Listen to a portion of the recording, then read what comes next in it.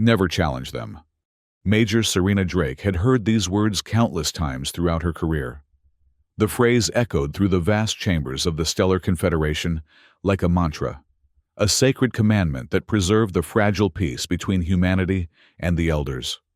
She stood at the viewport of the diplomatic vessel, gazing at the stars as they streaked past in brilliant blue lines.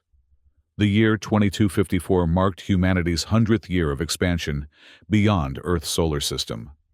Yet they remained under the watchful eye of the Elders, the 5 most advanced species who had formed the governing council millennia before humans had even discovered electricity. Serena's reflection stared back at her, sharp features framed by cropped dark hair, eyes that had seen more conflict than most soldiers twice her age. At 34, she had already earned a reputation as one of the most effective officers in the Galactic Security Force. Her most famous accomplishment, single-handedly defeating a Tsar Cavalier, one of the Council's elite warriors, during a border skirmish 3 years ago. The incident had been quietly buried in classified reports, but whispers spread throughout the fleet. "Major, we're approaching Volcron." The voice belonged to young Private Jaro Min, her loyal aide. Half human, half Lamian, his features carried the distinctive pale blue tint of his mother's people. "The Inshi delegation is already docked." Serena nodded. "Final preparations for the border negotiations?" "Complete, ma'am. Though—" Jaro hesitated, his youthful idealism showing through. The Inshi representatives seem particularly agitated. Their lead negotiator has made several references to humanity's overreaching presence in the sector. "They always complain. Jaro," Serena straightened her uniform, "we'll handle it like we always do, with firm diplomacy and a reminder of our mutual defense agreements." The ship docked smoothly at Volcron Station, a massive structure orbiting the gas giant. As Serena and Jaro disembarked, they were met by Elder Kaleth, the Council's observer for these negotiations, tall and slender, with translucent skin that shimmered with bioluminescent patterns. Kaleth's species was among the oldest in the galaxy. "Major Drake," Kaleth's voice resonated oddly, translated through the neural interface all human diplomats wore. "I trust your journey was uneventful." "Perfectly routine, Elder," Serena replied with practiced deference. She had learned long ago that the Elders appreciated displays of respect, however hollow. The reception hall gleamed with polished surfaces, reflecting the gas giant's swirling atmosphere, visible through the vast dome overhead. Representatives from a dozen species mingled, their translators creating a soft background hum of conversation. Elder Kaleth guided Serena toward a group of Inshi delegates, their insectoid features impassive. "Major Drake has an impressive record of resolving border disputes," Kaleth announced. "She understands the delicate balance we all must maintain." One of the Inshi clicked its mandibles together. "We have heard of the Major's decisive tactics." Serena felt her jaw tighten, but maintained her diplomatic smile. "I believe in finding solutions that benefit all parties." "Indeed." Elder Kaleth's tone became noticeably cooler. "It's vital to remember that stability requires restraint. The Council has but one rule regarding humanity: never challenge them. Those who have ignored this wisdom have faced consequences." The threat hung in the air, unmistakable despite its diplomatic wrapping. Serena nodded slightly, acknowledging the warning while rage bubbled beneath her calm exterior. Later, as the formal negotiations began, Serena noticed another Elder had joined the proceedings. Zarnok of the Harkeen, a hulking figure with metallic gray skin and calculating eyes. Unlike Kaleth's diplomatic approach, Zarnok was known for his military background and harsh enforcement of Council policies. "Earth's expansion has exceeded acceptable parameters," Zarnok announced during his opening remarks. "Your outpost in the Thalian sector was established without proper authorization." Serena leaned forward. "Elder Zarnok, that outpost is a scientific research station, outside Council-claimed territory, and fully documented in our quarterly reports. Your research frequently becomes military advantage, Zarnok countered. The Council has concerns about humanity's technological development rate. It threatens the balance. With respect, Serena said carefully, humanity seeks only to protect its interests and contribute to galactic stability. Zarnok's expression remained impassive. Yet your people consistently push boundaries. The Council recommends immediate decommissioning of the Thalian outpost as a gesture of good faith. As the negotiations stretched into their third hour, Serena found herself increasingly frustrated. The elders weren't mediating. They were dictating terms, using the Inshi dispute as pretext to restrict human expansion. When the session finally adjourned, Jaro approached her with concern, evident on his face. Major, our orders from Earth Command just came through. We're to return immediately after concluding here. Why the rush? Serena asked, though she already suspected the answer. They didn't say, but the priority code was Alpha 9, the highest urgency. Serena nodded grimly and took one last look through the viewport at Earth. Barely visible as a distant blue dot. For centuries, humanity had been treated as lesser beings, denied their rightful place among the stars. She had sworn to help change that, to prove humans deserved respect. She just hadn't expected the test to come so soon. The return journey to Earth was tense. Serena spent most of it reviewing reports, searching for clues about what might have prompted the urgent recall. Jaro managed the ship's operations while occasionally attempting to engage her in conversation about the Volcron negotiations. The elders seemed particularly concerned about human expansion, he observed. Do you think there's something specific triggering their anxiety? Serena looked up from her datapad. The elders fear what they can't control. Jaro, humanity has advanced more in 3 centuries than most species do in 1,000 years. They're not concerned. They're threatened. But surely cooperation is better than conflict, Jaro argued. The Lamian people have benefited greatly from alliance with humans and acceptance of council oversight. Have they? Serena's voice hardened. Your mother's people provided valuable resources to the council for generations before humans arrived. What did they receive in return? Protection from threats the council themselves often manufactured. Jaro fell silent, his idealism momentarily shaken. Their ship docked at Earth's orbital command center, 18 hours later. As soon as they disembarked, a lieutenant approached them. Major Drake, Private Min, you're expected in Command Chamber 3 immediately. The chamber was filled with high-ranking officers when they arrived. Admiral Chen was addressing the gathering, his expression grave. A holographic display showed a star system Serena recognized immediately, the Lemuria system, home to Jaro's maternal ancestors. 6 hours ago, Council forces entered Lemurian space, the Admiral was saying. They've occupied the primary mining facilities on Lemuria and established orbital control. They claim to be responding to credible intelligence that humanity was secretly arming the Lamian government. A gasp escaped Jaro's lips. Serena placed a steadying hand on his shoulder. Casualties? Someone asked. Significant. The Lamian Defense Force was overwhelmed. Civilian evacuations are ongoing, but thousands are trapped in the mining districts. Jaro stiffened under Serena's hand. My family lives in the eastern mining region, he whispered. Admiral Chen continued. The Council, specifically the Harkeen delegation led by Elder Zarnok, has issued a statement claiming this is a preventative security action to ensure humanity cannot establish military footholds in strategic locations. Serena stepped forward. Admiral, this is a direct violation of the Mutual Defense Treaty we signed with Lemuria 20 years ago. We're obligated to respond. We're aware, Major Drake. The Admiral's gaze was steel.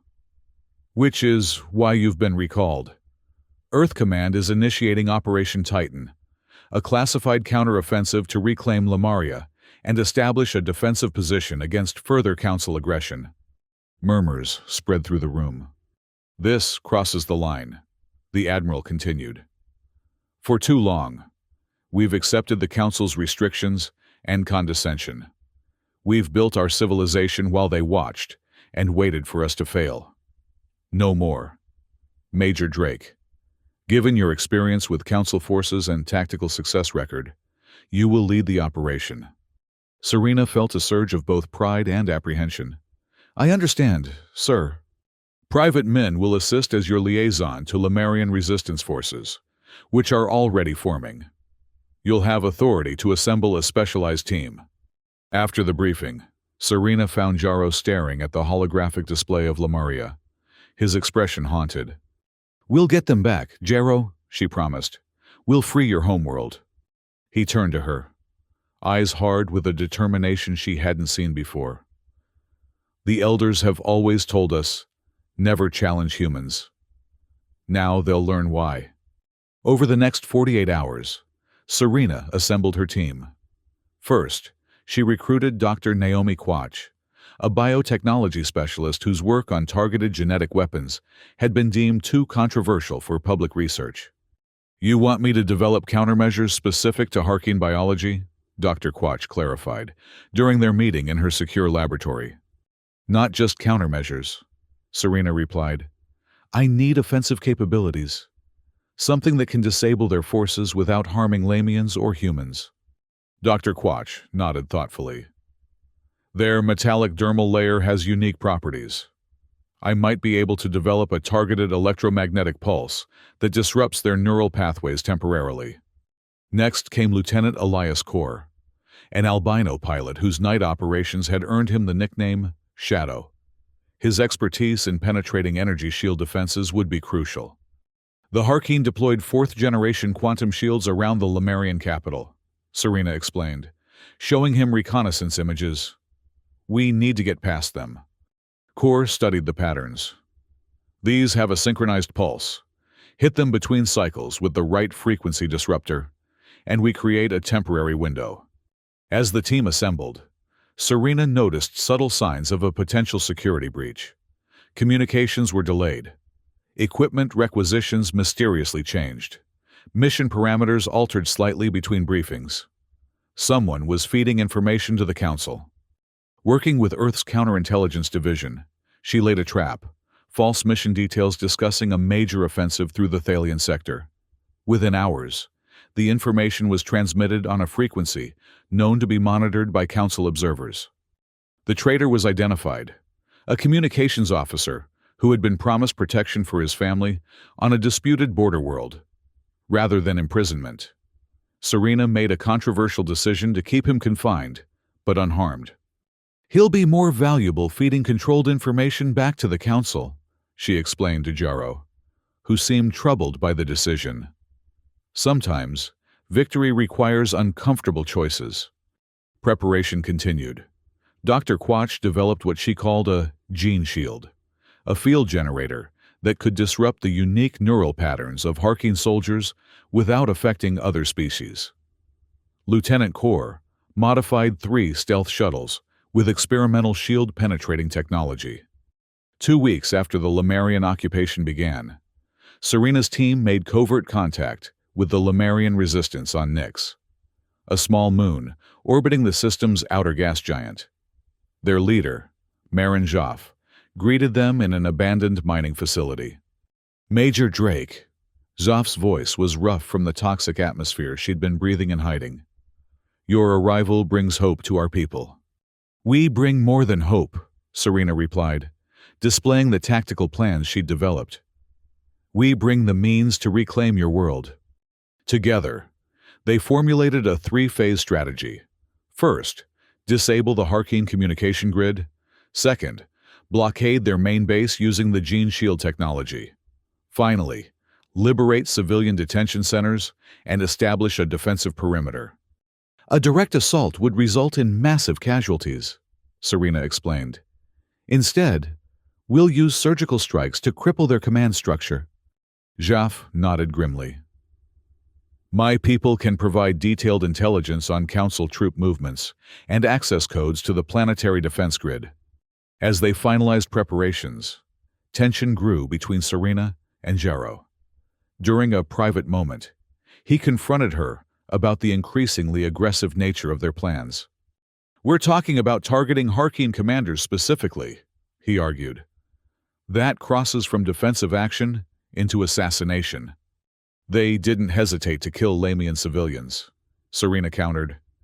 "This is war, Jaro. The enemy needs to feel consequences. But if we become like them, what are we fighting for?" His eyes searched hers. "My people believe in proportional response. This plan, it feels like vengeance." Serena softened slightly. "Not vengeance, justice, and protection for the future.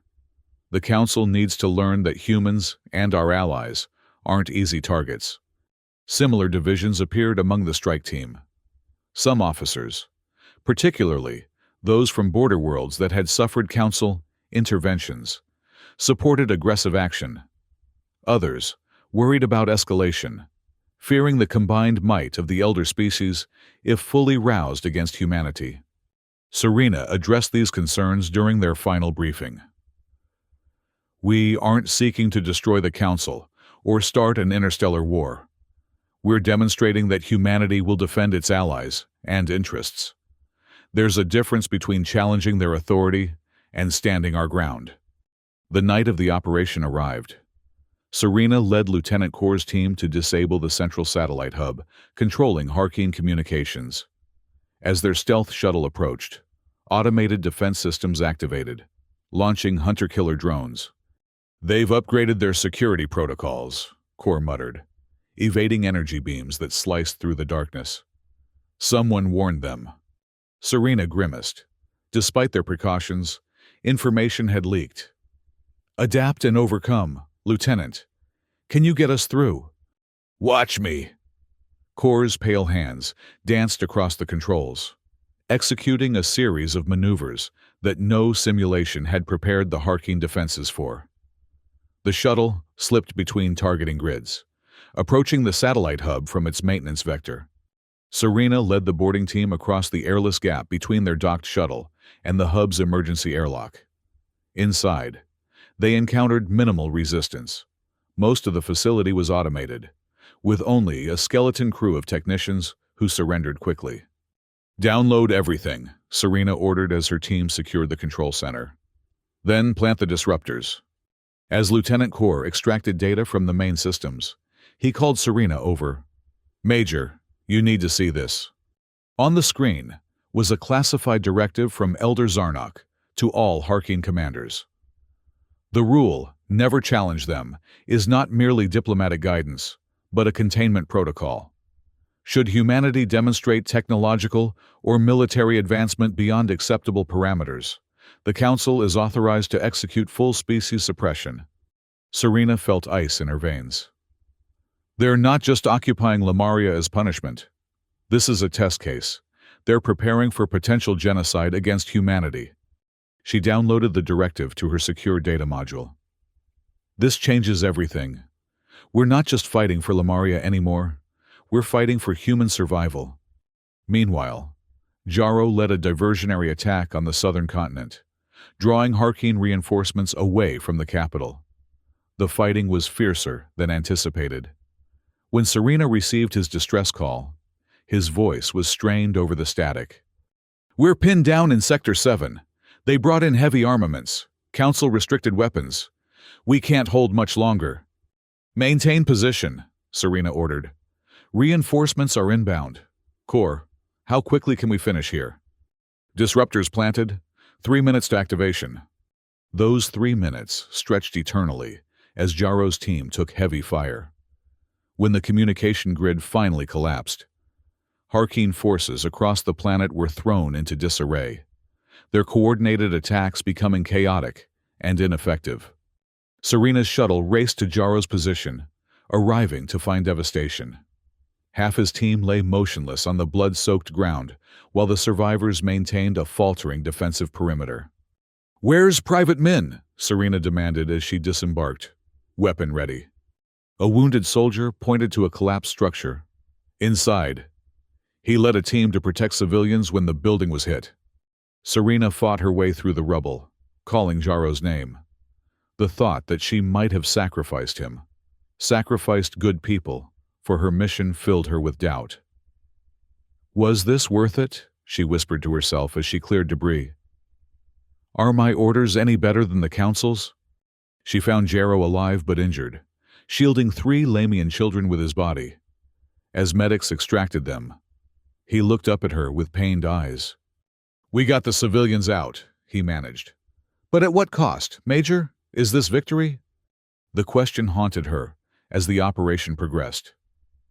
With the communication grid down, Maranjav's resistance fighters rose up across the planet, targeting Harkeen supply lines and command posts. Dr. Quatch's gene shield proved effective, rendering Harkeen soldiers temporarily paralyzed without harming other species. Within 72 hours, Harkeen control had been reduced to the capital city and their primary military base. But Council reinforcements were inbound. Long-range sensors detected a battle group approaching from Elder Zarnok's homeworld. We need to strike at the heart, Serena told her command team. Eldoria, the Council's sacred homeworld. Their central consciousness grid controls their entire military network. The plan was audacious to the point of insanity. While the liberated Lemurian forces secured their homeworld, Serena would lead a small strike team to infiltrate Eldoria itself, a planet no non-elder species had been permitted to visit for millennia. The consciousness grid is their strength and their weakness, Dr. Quatch explained, reviewing ancient technical specifications smuggled out by dissidents centuries ago. Disrupt it, and their entire command structure fragments. Lieutenant Corps whistled low. Their defenses will be unlike anything we've encountered. Energy fields that can disable human technology. Atmospheric compositions designed to be toxic to non-elders. Which is why we'll use modified Lamian technology, Serena replied. Their biological systems operate on different principles. Dr. Quatch has adapted their environmental suits to protect us. Jarrow, still recovering from his injuries, confronted Serena privately after the briefing. This is no longer a defensive action, Major. We're talking about attacking the Council's sacred world. That's not protection. It's revolution. It became revolution the moment we learned their true intentions, Serena replied, showing him Zarnok's directive. They never intended coexistence, Jarrow. Only our eventual submission or elimination. His expression shifted as he read the document. My whole life, I believed the Council protected order, that humans and Lamians benefited from their guidance. A comforting myth they cultivated carefully, Serena said gently. Now you see the truth. With grim determination, they prepared for the final phase. 3 stealth vessels would approach Eldoria through a seldom-used wormhole, avoiding the main defense grid. Dr. Quatch's gene shield technology was modified into a localized electromagnetic pulse that could temporarily disable the consciousness grid without destroying it. As they made their final preparations, Serena addressed her team. What we do today will change the course of human history. The Elders have one rule about humanity: never challenge them. Today, we show them why that rule exists, not for our protection, but for theirs. The journey to Eldoria was harrowing. Navigating the wormhole required precision that pushed even Lieutenant Corps' skills to their limit. Emerging in Eldorian space, they immediately went to minimal power, drifting toward the sacred planet like space debris. Eldoria gleamed before them, a world of crystalline structures and energy patterns visible even from orbit. The seat of the Council's power for over 10,000 years. It pulsed with technologies beyond human comprehension. Primary defenses include atmospheric dispersion fields, neural disruption waves, and quantum-locked barriers. Lieutenant Corps reported, approaching through the maintenance corridor at the southern pole offers our best chance.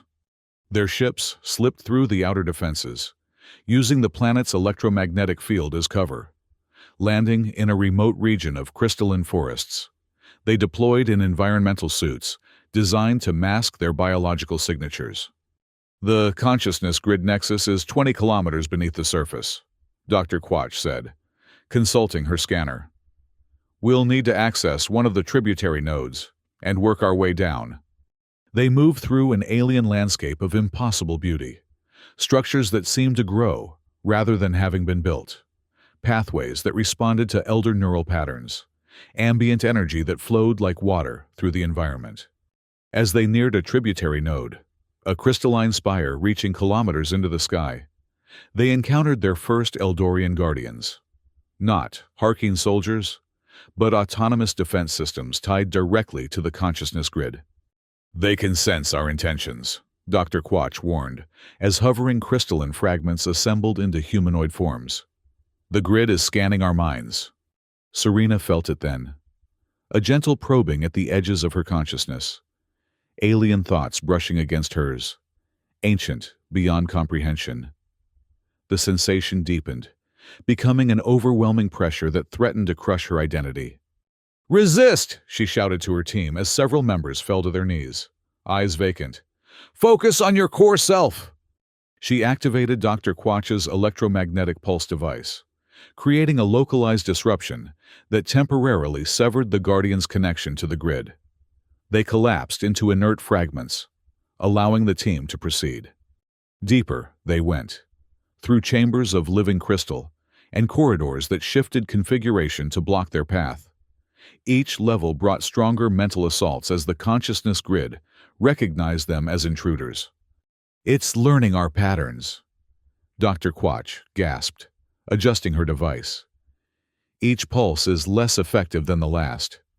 They reached a vast chamber at the heart of the tributary node.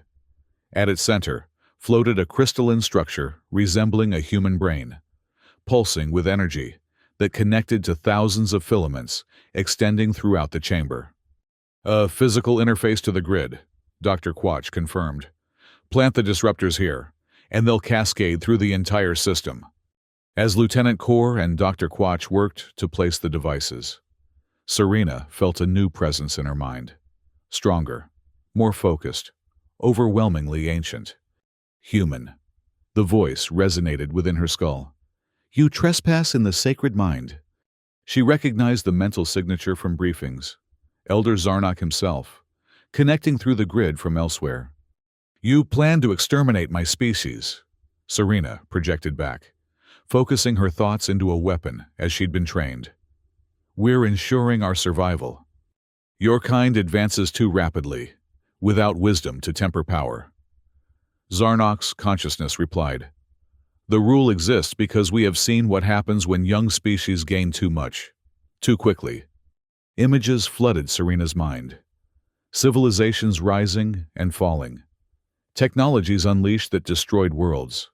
Species that evolved beyond physical form, only to lose their essence.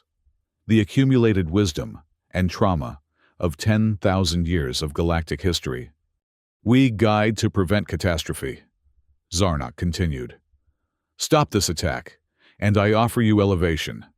No human has ever been permitted to join the Council's inner circle.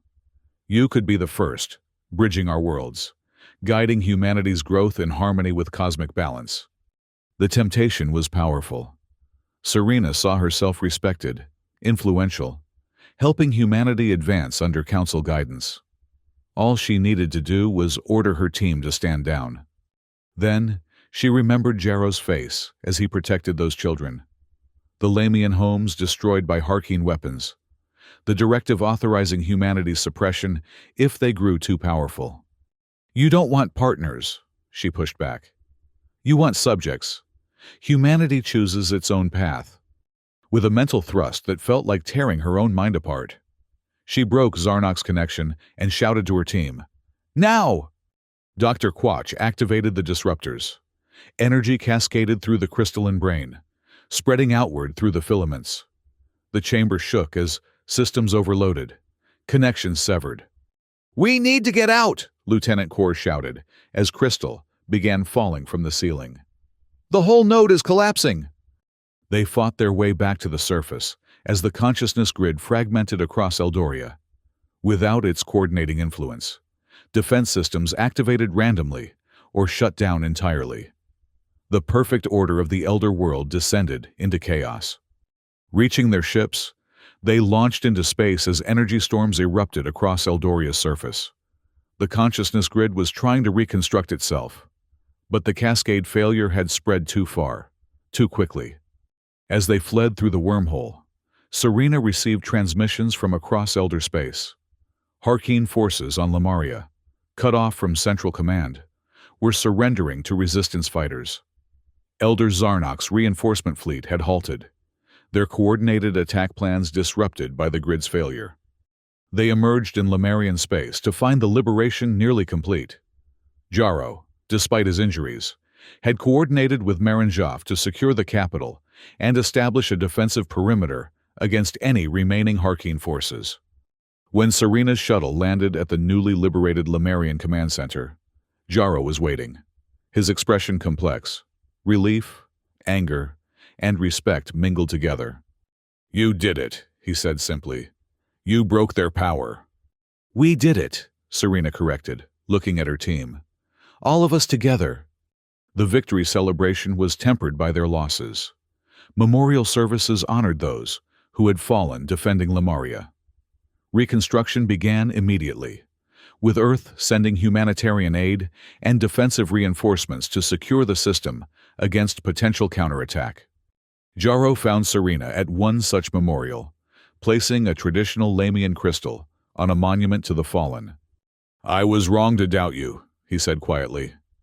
"But I was also right to question. We need both perspectives, the determination to act and the wisdom to consider consequences." Serena nodded. "My anger at the council, it drove me, but it also blinded me. I won't make that mistake again." Their reflection was interrupted by an urgent alert. Elder Zarnok, in a final desperate act, had activated God's Radiance, a superweapon capable of sterilizing entire planets. Its target, Lemuria. "He's trying to reassert Council authority," Dr. Quach explained, as they gathered in the command center. "If he can't control us, he'll make an example of Lemuria to force other worlds back into submission." "Can we evacuate?" Jaro asked desperately. "Not in time," Lieutenant Kor replied, studying the weapon's approach vector. "We have hours at most." Dr. Quach stepped forward. "The gene shield technology, if we reconfigure it to project a planetary-scale barrier, it might disrupt the weapon's energy signature." "That would require an amplification source more powerful than anything we have," Serena pointed out. "The Lemurian Soul Stones," Maranjaf suggested. "Our world's core contains crystals with unique energy-channeling properties. If we can access the deep mines..." The plan formed quickly. Dr. Quach would reconfigure her technology, while Lieutenant Kor prepared to lead a squadron of fighters against the weapon's delivery system. Lemurian miners would extract soul stones from the deepest shafts to power the shield. As preparations accelerated, Serena pulled Lieutenant Kor aside. "The delivery system will be heavily defended. This is likely a one-way mission." He nodded, his albino features calm. "I know, Major, but my family died in a council pacification when I was a child. I've lived for this moment, to protect others from the same fate." When the time came, Dr. Quach's planetary shield activated just as God's radiance entered the system. A dome of shimmering energy enveloped Lemuria, powered by soul stones that glowed with inner fire. Lieutenant Kor led his squadron against the weapon's massive delivery vessel. Harkeen defensive systems cut down fighter after fighter, but they pressed forward, creating a gap for Kor's final approach. "For humanity," he transmitted, before accelerating directly into the weapon's primary emitter. The resulting explosion cascaded through the vessel's power systems, creating a chain reaction that consumed it completely. On Lemuria, the shield held against the remnants of the energy wave, dispersing it harmlessly into space. When the light faded, silence fell across the command center, broken only by Serena's quiet order. "Record Lieutenant Elias Kor's actions for the highest commendation. He saved a world today." In the days that followed, The full impact of their actions became clear. The consciousness grid on Eldoria remained fractured, forcing the Council to operate through conventional means for the first time in millennia. Elder Zarnok had perished with his superweapon, creating a power vacuum in the Harkeen hierarchy. Most significantly, representatives from a dozen worlds reached out to Earth, seeking alliances independent of Council oversight. The myth of Elder invincibility had been shattered. 3 weeks after the liberation of Lemuria, Serena was summoned back to Earth. The Admiral greeted her personally as she disembarked. "Major Drake, your actions exceeded all expectations. Earth Command is promoting you to lead our new Interstellar Defense Initiative. Humanity's security can no longer depend on Council goodwill." "And the diplomatic consequences?" Serena asked, aware that revolution brought responsibility. "We're establishing direct relations with non-Council worlds. Dr. Quach's analysis of the consciousness grid fragments has already yielded technologies that will advance human science by decades. We're not seeking war with the remaining elders, but we won't accept subjugation either." Serena nodded, feeling the weight of her new role. "And Lemuria?" "Fully liberated and establishing its own governance. Private Min, now Lieutenant Min, has requested assignment as our permanent liaison." When Serena met with Jaro later, he seemed transformed, still idealistic, but tempered by experience. "My homeworld is free," he told her. "But more importantly, it's part of something new, an alliance of equals, not subjects to distant rulers." "There will be challenges ahead," Serena cautioned. "The remaining elders won't easily accept this new reality." "Let them come," Jaro replied with newfound confidence. "They had one rule about humanity: never challenge them. Now they understand why." Serena smiled, but her thoughts turned to a troubling discovery Dr. Quach had made while analyzing data from Eldoria. A fragment of the consciousness grid had survived, isolated from the main network. It contained a warning. This conflict is only beginning.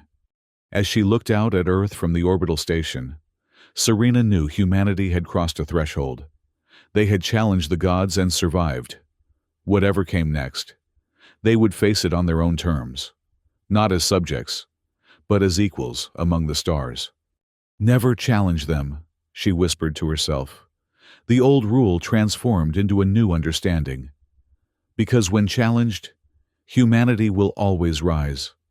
In her office aboard the station, Serena reviewed plans for new defensive systems based on the technologies they'd discovered. Dr. Quach had lost her original research in the Eldoria mission, but had discovered new energy sources from the consciousness grid, fragments that promised to revolutionize human science. Marin Jaff addressed the Lemurian celebration ceremony, pledging to build a new peace between species, based on mutual respect rather than dominance. "Today, we honor those who sacrificed for our freedom, and tomorrow, we build a future worthy of their memory." As for the fragment of the consciousness grid that had survived, it remained hidden in the depths of interstellar data streams, observing and waiting. The ancient intelligence it contained had learned something new about humanity, something both terrifying and fascinating. The game had changed, but it was far from over. The elders had maintained their rule for 10,000 years by understanding a simple truth. True power comes not from dominance, but from balance. Humanity had disrupted that balance, and the consequences would echo across the galaxy for generations to come. For now, Serena Drake stood at the forefront of a new era. She had led humanity beyond the boundaries set by ancient rulers and into uncharted territory. Whatever challenges awaited, one thing was certain: humanity would never again accept limits imposed by others. They had found their voice among the stars, and the universe would hear them,